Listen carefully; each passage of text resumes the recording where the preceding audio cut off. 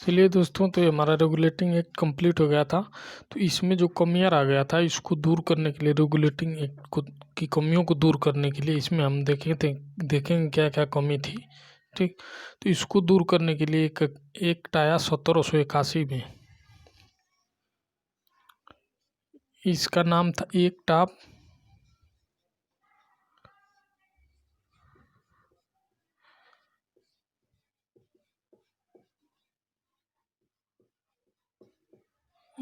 Settlement. तो ये सिर्फ नाम याद रखना है। ये जो है रेगुलेटिंग एक्ट की कमियों को दूर करने के लिए 1781 में जो है ब्रिटिश गवर्नमेंट ने इसको पारित किया था, एक्ट ऑफ सेटलमेंट। तो ये जो है सिर्फ नाम इम्पॉर्टेंट है। इसके बाद हम चलिए देखते हैं जो इम्पोर्टेंट आया था इसमें संशोधन के लिए। ये भी संशोधन के लिए आया था रेगुलेटिंग एक्ट में। तो इसके बाद जो आया नेक्स्ट जो इम्पोर्टेंट है हमारे लिए, उसको हम चलिए देखते हैं। 1784 में आया Pitt's India act.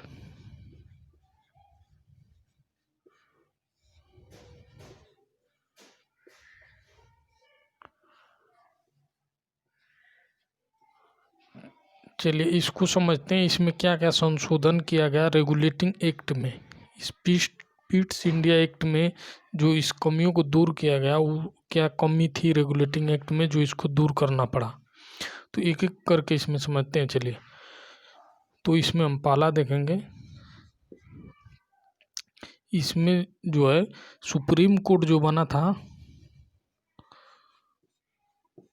Supreme court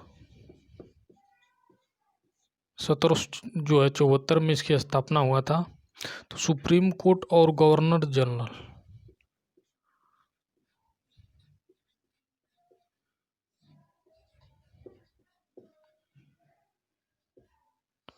ये जो सुप्रीम कोर्ट और गवर्नर जनरल का जो है कार्य क्षेत्र का बंटवारा कर दिया गया। अब ऐसा नहीं था कि गवर्नर जनरल जो है सुप्रीम कोर्ट का जो जो दीवानी मामला में फौजदारी में जाके न्याय करने लगे। तो इनका जो है पृथककरण कर दिया गया, जो कि स्पष्ट रूप से रेगुलेटिंग एक्ट में नहीं कहा गया था। तो ये जो है इनके कार्यों में ये हस्तक्षेप नहीं करेंगे। गवर्नर जनरल का जो कार्य क्षेत्र था उसमें सुप्रीम कोर्ट हस्तक्षेप नहीं करेगा। तो ये जो है इनका पृथक्करण हो गया कार्य क्षेत्र का। और सेकेंड हम इसमें देखेंगे, गवर्नर जनरल जो था ये पावरफुल नहीं था, क्योंकि इसकी जो परिषद थी, परिषद में हम देखे थे कि 4 मेंबर थे, 4 मेंबर थे। तो ये बहुमत के आधार पर निर्णय होता था। गवर्नर जनरल इसमें कुछ नहीं कर सकता था, ये सिर्फ नाम का ही रह गया था। इसमें 2 एक साइड हो गए, 2 एक साइड, तब जो है ये निर्णय दे सकता था। यदि इसमें जो है ये लोग क्या करते थे कि 3 लोग मिल के एक साइड हो जाते थे और एक ये अकेले एक साइड है, तो ये बहुमत के आधार पर निर्णय होता था। तो ये 3 लोग जिधर हो गए वही जो है मान्य होता था। गवर्नर जनरल इसमें कुछ नहीं कर सकता था। लेकिन अब जो है इससे इससे जो है गवर्नर जनरल की जो है पावर यहाँ पे बहुत डाउन हो गई थी। तो इससे काफ़ी ज़्यादा इफेक्ट पड़ रहा था। इधर जो हम देखे थे मद्रास प्रेसिडेंसी था, मुंबई था, तो यहाँ के जो इनके अधीन तो किया गया, लेकिन ये जो है इधर अपना मैसूर में युद्ध लड़ रहे थे। तो ये जो इनको रिपोर्ट किए बिना, मतलब अधीन कर दिया गया, अधीन नहीं थे। तो इसको दूर किया गया इसमें। तो ये इसमें से घटा दिया गया। इनकी 4 संख्या था तो इसको घटा के 3 कर दिया गया। अब हो गए 3। अब एक भी गवर्नर जनरल के फेवर में चला गया तो वो जो है निर्णय वही देगा। अब मान लीजिए कि एक साइड 2 लोग हैं, एक साइड एक, तो ये गवर्नर जनरल की तरफ एक भी हो गया 3 में से मेंबर, तो वही निर्णय होता था। यानी इसको गवर्नर जनरल को अब यहाँ वीटो पावर दे दिया गया। तो यहाँ पे गवर्नर जनरल पावरफुल हो गया। तो चलिए, ये पहला ही इसमें हम देख लिए संशोधन क्या किया गया, रेगुलेटिंग एक्ट के में जो कमी था इसको दूर किया गया है। सेकेंड हम देखते हैं, इसमें जो है कंपनी जो था वो व्यापार भी कर रहा था और राजनीतिक हस्तक्षेप भी चालू कर दिया था। तो इसमें जो है उसके कार्य क्षेत्र जो है सब उसी में मिले हुए थे, तो उनको उनका बंटवारा कर दिया गया। रेगुलेटिंग एक्ट में उसको दूर नहीं किया गया। तो ये जो है पिट्स इंडिया एक्ट में ये जो है व्यापारिक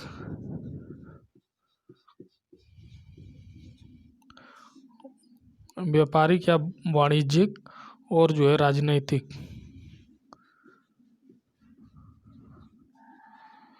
ये जो है व्यापारिक और राजनीतिक क्षेत्रों का बंटवारा कर दिया गया।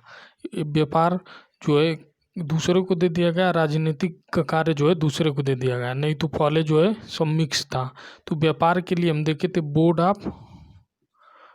ऑफ डायरेक्टर था। हम बोर्ड ऑफ डायरेक्टर देख चुके थे, 24 मेंबर थे। तो ये बोर्ड ऑफ डायरेक्टर को दे दिया गया व्यापारिक कार्य संभालने के लिए। और राजनीतिक कार्य के लिए इसमें एक नया जो है परिषद बनाया गया, बोर्ड ऑफ कंट्रोल। ये बोर्ड ऑफ कंट्रोल बनाया गया।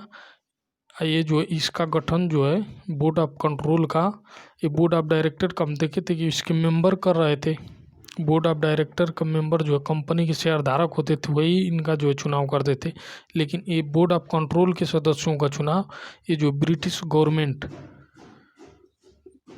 ब्रिटिश जो है संसद,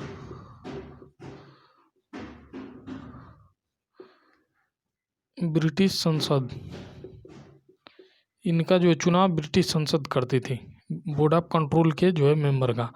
ये जो है रिपोर्ट करते थे ब्रिटिश संसद को, ये भी रिपोर्ट करते थे ब्रिटिश संसद को।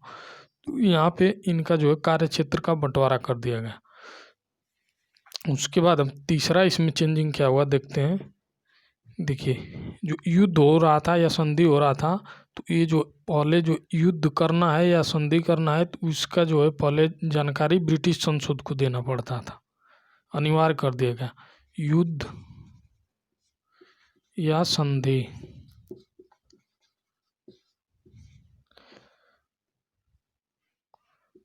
संधि के लिए ब्रिटिश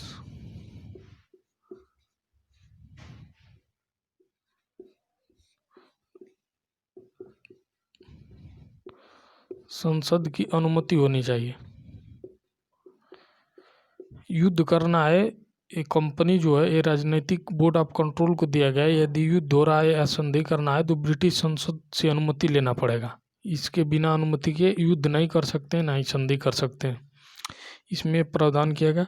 उसके बाद इसी जो है पिट्स इंडिया एक्ट में जो ब्रिटिश के एक कंपनी के अधीन क्षेत्र था, कंपनी जो है कंपनी के अधीन जो क्षेत्र था,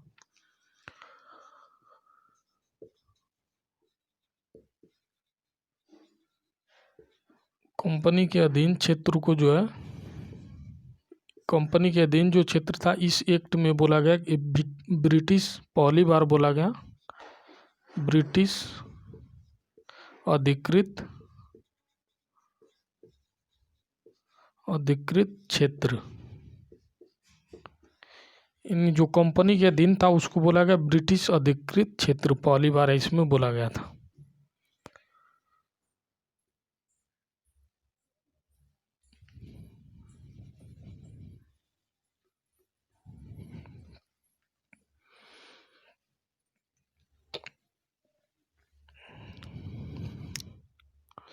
चलिए दोस्तों, तो हमारा ये रेगुलेटिंग एक्ट में जो कमियां था पिट्स इंडिया एक्ट 1784 में, इसमें दूर कर दिया गया। एक हम देखें, सुप्रीम कोर्ट और गवर्नर का जो है कार्य क्षेत्र का बंटवारा कर दिया गया। इस गवर्नर जनरल को पावरफुल बना दिया गया। इसकी परिषद में से एक सदस्य का जो है घटा दिया गया, 3 कर दिया गया। एक भी अब गवर्नर जनरल की साइड हो गया तो उसी का निर्णय सर्वमान्य होगा, ठीक। और इसमें जो है व्यापारिक और राजनीतिक, कंपनी के व्यापारिक राजनीतिक कार्यों का बंटवारा कर दिया गया। व्यापारिक जो बोर्ड ऑफ डायरेक्टर संभालेगा, राजनीतिक board of control. Board of control की नियुक्ति ब्रिटिश संसद करेगा और ये जो है दोनों रिपोर्ट करेंगे ब्रिटिश गवर्नमेंट को, ना कि कंपनी को। तो ये ब्रिटिश जो है संसद को युद्ध या संधि करना है तो ब्रिटिश की जो है संसद की अनुमति लेना पड़ता। और जो भी कंपनी के अधीन क्षेत्र था इस पिट्स इंडिया एक्ट में, उसको बोला गया ब्रिटिश अधिकृत क्षेत्र। तो यही है पिट्स इंडिया एक्ट में क्या क्या इंपॉर्टेंट था जो चेंज किया गया, रेगुलेटिंग एक्ट की कमी को दूर किया गया इसमें। तो इसके बाद नेक्स्ट हम देखेंगे 1793 का एक देखेंगे, 1813 देखेंगे, 1833। तो इसके बाद जो है हमारा नेक्स्ट वीडियो में इसको हम कवर करेंगे। तो चलिए दोस्तों, मिलते हैं नेक्स्ट वीडियो में, तब तक के लिए जय हिंद।